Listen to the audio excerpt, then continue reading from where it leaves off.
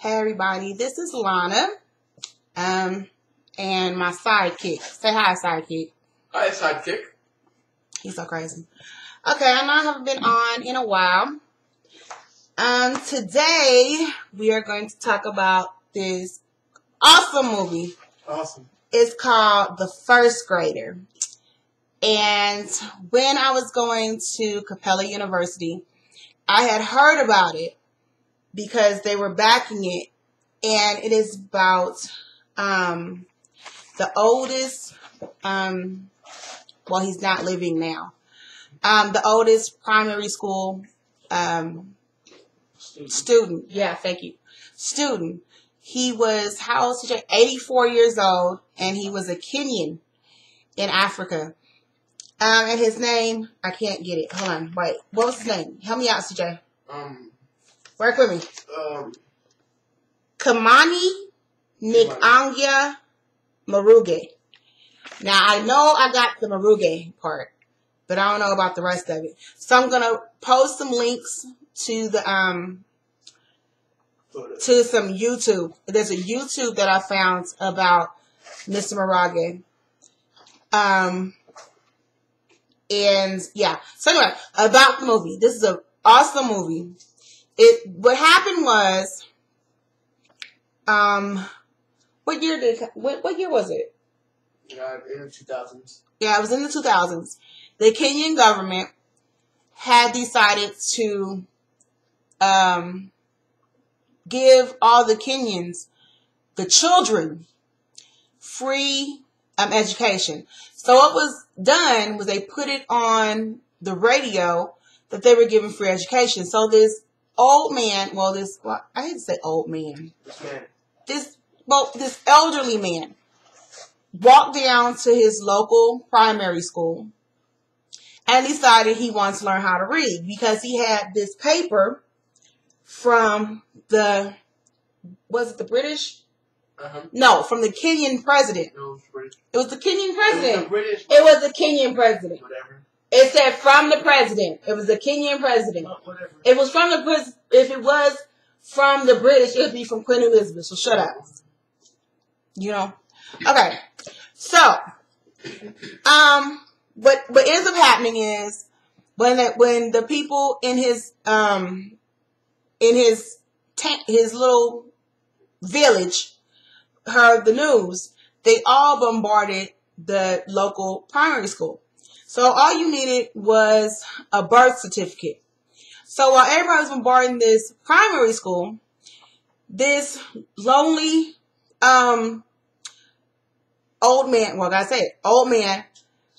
tells the head mistress and this one teacher, which I would say something else, but I'm trying to give up cursing. I'm here, Yeah, butthead, there we go. But I'm here because I want to learn. I want to learn how to read. He wasn't trying to learn math. He wasn't trying to learn anything else. He just want to learn how to read. So the male teacher was like, "You're too old. We're not going to take you. Go away."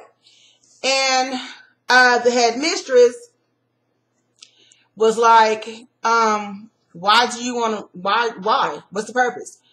If we take you, what do we say to the parents of the children that we didn't take?"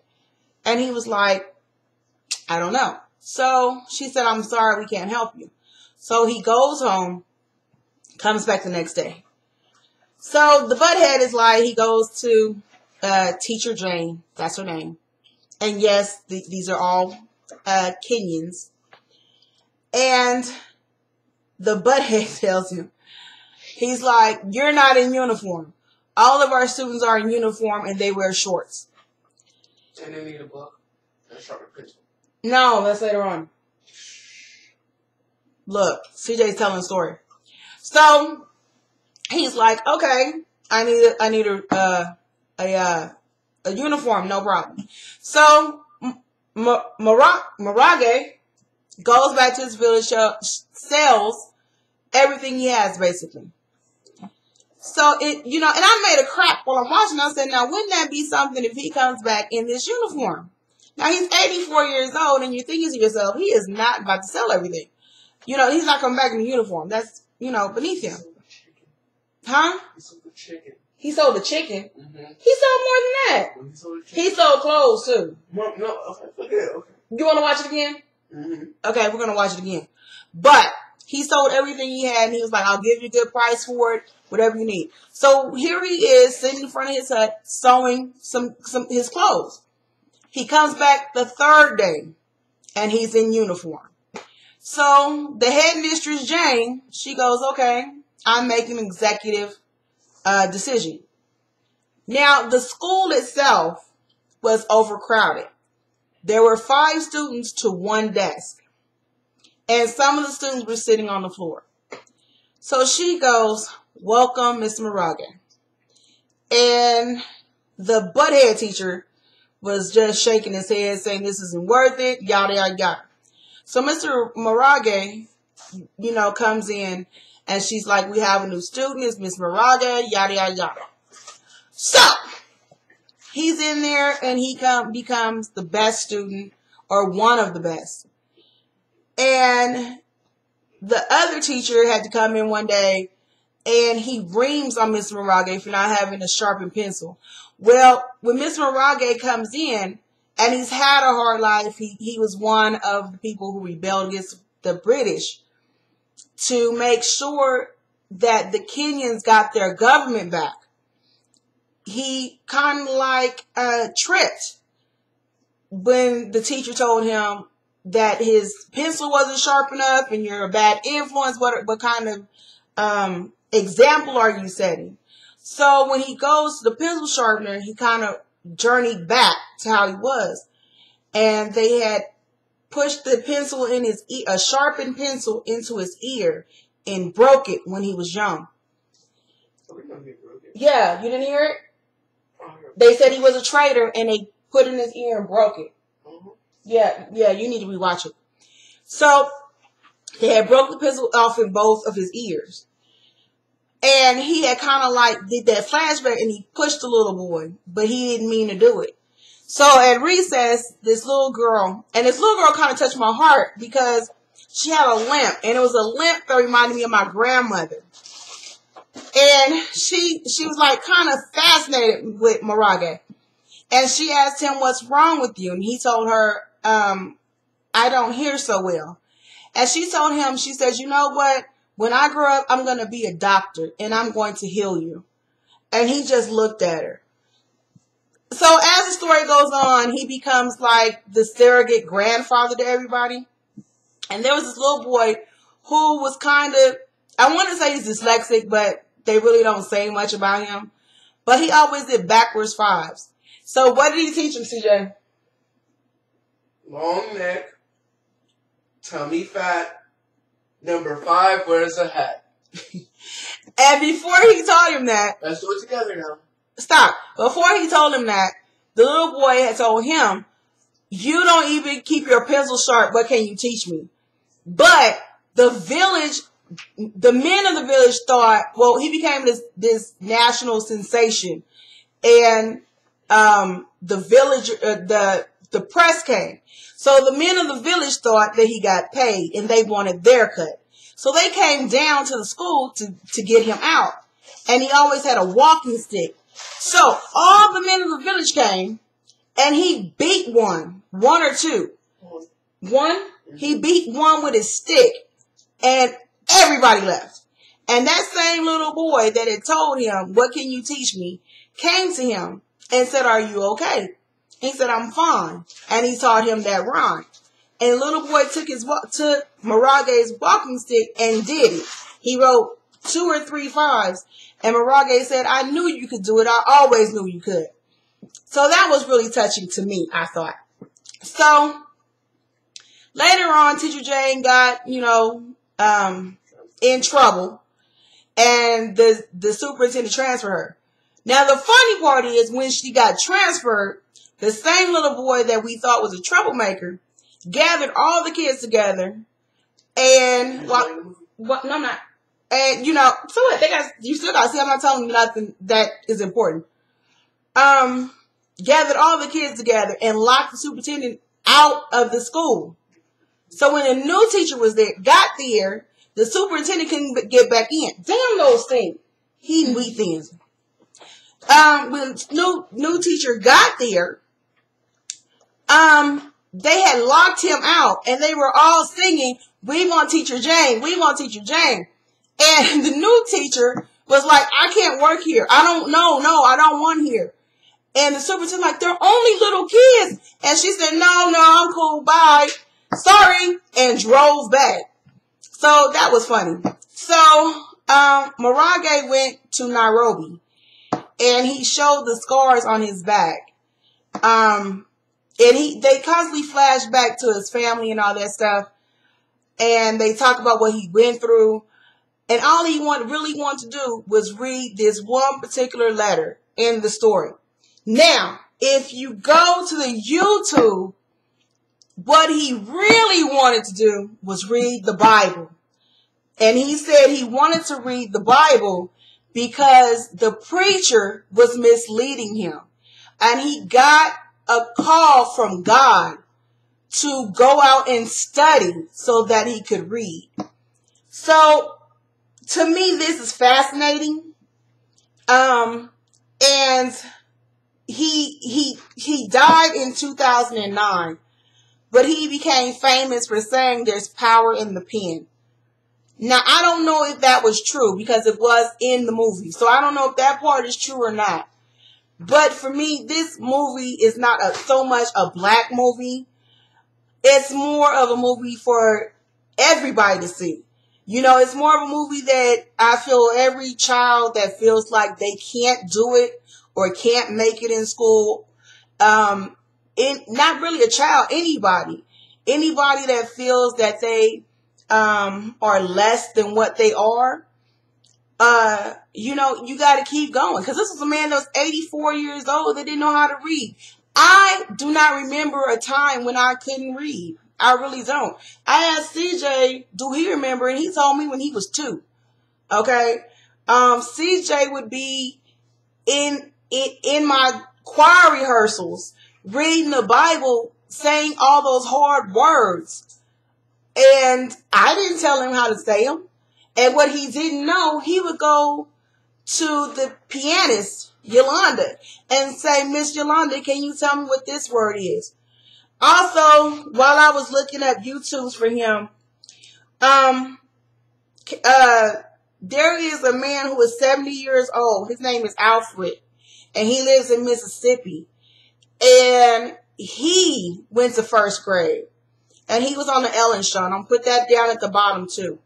So, these are 2 people that I will hold in high regard and that I admire a lot because they didn't let nothing stop them. And their stories really should be heard.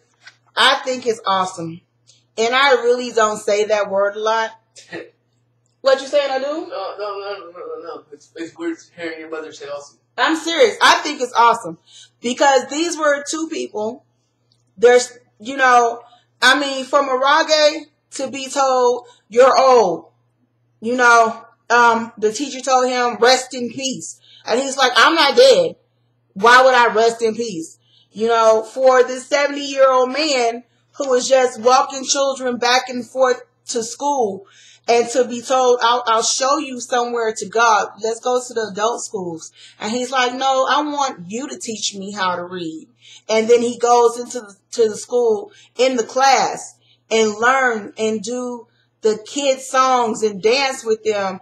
And I'm not making fun of him at all. You know, to me, you're like the resident grandfather. You know, you've seen things, you know things. My son would rather be with the older person than a younger person I've seen. And I'm the same way too. I was friends with my grandmother's friends and would rather hang out with them than people my own age. But, you know, I think that their stories should be heard. And they should be admired. I mean, the only time I really use awesome is when I talk about God and Jesus. So for me to say that this 70-year-old man, God bless him, and this 80 88-year-old man when he died. God rest his soul. Wow, you're really up on me, huh? What they did, what is or was remarkable. I mean, who am I to complain about anything? Because whatever I'm trying to achieve, should be, real easy to get to. So this is definitely a movie that I'm going to buy. And I told my son it deserves my money. It will not be on bootleg. I will not download it from the internet. I will buy it. Guaranteed. And I'm telling everybody I know to go see this movie. Because it needs to be seen and the message should be heard. So what you got to say? This movie is great. And the funny part is we were going to see what we going to get? Extremely loud and incredibly close. Right. And when I saw the first grader, it's called The First Grader. When I saw it on my pay-per-view list, I told CJ, I said, let's get that. I said, let's see the previews. And I just knew, stop. I just knew CJ would be like, no, I don't want to see that. That looks boring. But when he saw the preview, he was like, Mom, let's get it. Let's watch it. And he sat still and watched it and had me pause it anytime I leave the room. And then he got mad with me because I called my mother. And he was like, no, I want to watch it. And so we watched it. And neither one, I didn't play on my phone. I didn't get up and get on my computer. I actually sat down and watched it and paid attention. And there are some parts, and I'm going to let y'all know now. There are some parts that will piss you off. There's some parts that might, it'll make you cry. But in the end, I didn't cry though. But in the end, really. But in the end, it has a very good message. And I feel really and truly everybody, black, white, purple with pink dots, magenta, brown, don't matter. Everybody should see this movie and take heed to the message. Because what this is saying is that if you really, really want something, don't let nothing get in your way. Period. It doesn't matter age, race, creed, disability, nothing. Don't let nothing get in your way. So I'm taking this movie and its message to heart, and it will be in my my library very soon, like in the next couple of days soon. So I've talked enough. Like I said, the information will be at the bottom. So all y'all, peace, stay strong, and happiness and light. Okay, love you guys. Bye.